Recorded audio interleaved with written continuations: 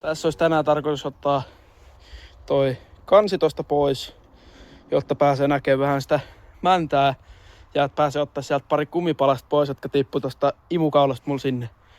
Eli ensimmäisen mitä meidän pitää tehdä, niin meidän pitää ottaa nämä jäährinesteet tuolta pois. Eli koko tästä letkut irti koneesta ottaa kaikki noi jäährit tosiaan pois. Sitten me otetaan öljyt tuolta pois, koska me vaihdetaan tässä samalla öljyt ja toi öljyn suodatin. Eli me otetaan käytännössä kaikki nesteet tässä nyt vittuun.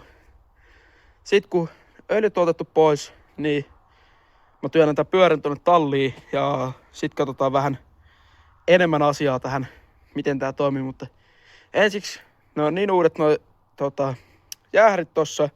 Ne on ehkä kerran 2 käytetty käynnissä noilla jäähreillä, niin mä otan ne johonkin talteen. Öljyt mä valutan tosta astiaan. Mä leikkaan tuohon astian, mihin mä valutan. Ja tosiaan sitten ruvetaan miettimään, että miten mä saan tuon koneen tosta irti, jotta saa sitten tuohon pöydälle ottaa helpompi ottaa tuo kansi tosta irti, koska tää on hiukan ahdas tossa. Kyllä sen ehkä voisi saada tossa, kun on kone kiinni, mutta tossa on sähkötkin edessä, niin parempi ottaa vaan tuohon pöydälle, pääsee vähän paremmin putsailemaan ja näkee tuota konetta sitten. Kun löytää täältä koneen alta, se on tää tässä, kun koneen alla ei ole muita reikiä täällä, niin öljyproppu on sitten tosiaan siinä. Ja se pitää avata tosta. Ja tässä on sitten tosiaan se täyttö. Täältä pitäisi löytyä se suodatin sitten tosiaan myös. Joku tämmönen astia tässä olla. Mä just leikkasin tohon tommosen aukon. Niin tonne saa sitten ihan hyvin noita öljyä tulee. Niin tuo on 19 proppu. Niin tosta aloittaa sillä, että ottaa proppua löysemmäksi. Tästä lähtee tää proppu. Tosta pelkä hylsyn laitan toisenkin hanskan käteen tästä.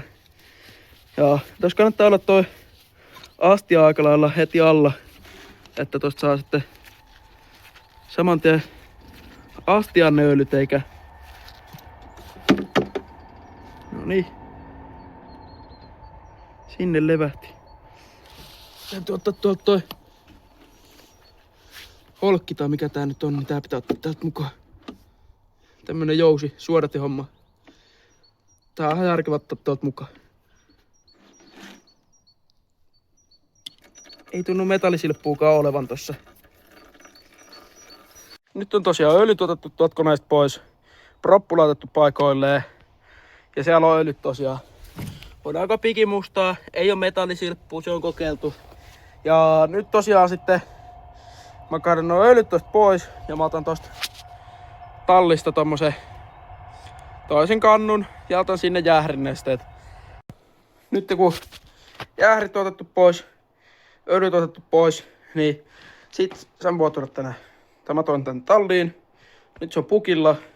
Sitten täältä irrottelee kaikki näitä liittimiä. Kaikki silleen, että voi rupea ottaa konetta irti. Tähän kannattaa ehkä koittaa saada joku kaveri jeesiksi. Mulla on tulossa myöhemmin tossa kaveri jeesaamaan. Mutta kaikki letkut, sähköt, kytkinvairit, kaikki ottaa pois siitä. Ja esimerkiksi toi jalkatappi tosta ja ketjut ja kaikki ottaa pois. Sitten tosiaan tämän jälkeen, kun rupeaa ottaa noita koneen kiinnikkeet sitten irti, jotta saa koneen pöydälle, niin siinä kannattaa sitten vähän pehmikettä laittaa tänne tai jotain, ettei naarmuta ihan tätä runkoa sitten. Mä tässä tällä hetkellä irrottelen nyt näitä muita osia tästä koneesta. Ja niistä kannattaa ottaa kuvia, jos et ole ihan varma mihin ne menee, miten menee. Niin ne kannattaa tosiaan ottaa irti auki. Ja niin, sitten se on kone pöydälle, kun pystyy ottaa pöydälle tai pois tuolta. Ja sit rupeaa tekemään sitä, mitä pitää tehdä. Mutta me aloitetaan kanneirrotusta sitten, kunhan saadaan kone irti.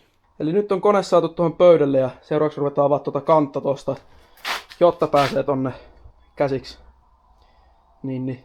Tosta noin 6 kolot auki ja sit rupeaa availemaan tuolta noit kannenpultteja. Eli tosiaan kannattaa pitää huolta, ettei toi nokkaketjun toi tää nokka-akselin ketjut lähdet tuolta alhaalta pois paikoilta tuolta. Se on vähän perseestä.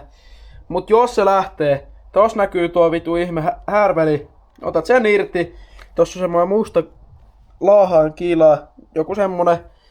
Sitä saat siirretty sivuun. Sitten työnnät toista puolta, kuten tätä oikeanpuolimmaista ketjua. Työnnät sinne syvälle. Sitten katsot, että menee rattaalle ja sitten pyöritään magneettoa siinä. Eli otat tuon irti.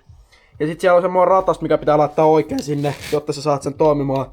Niin tosiaan sillä saat tän sitten toimimaan ja saat tosiaan kasattua tän. Ja pitää kireillä sen, ettei ne sitten loppujen lopuksi tipu myöskään sinne.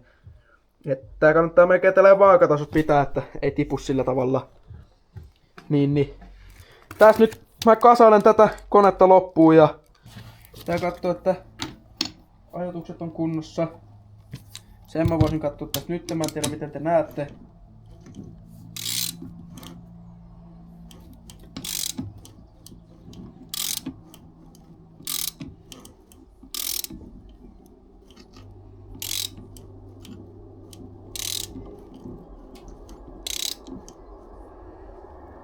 Ihan pikkusen taaksepäin.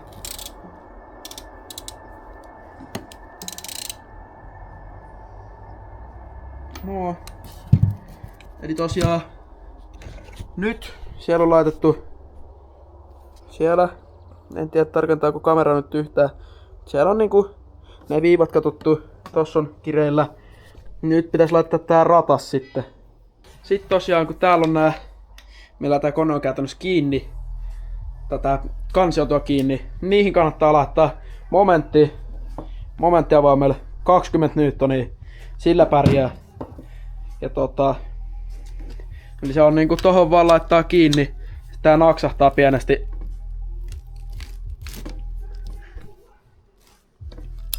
No, nää ei siitä ehkä kuulu, mutta se naksahti ennen jo.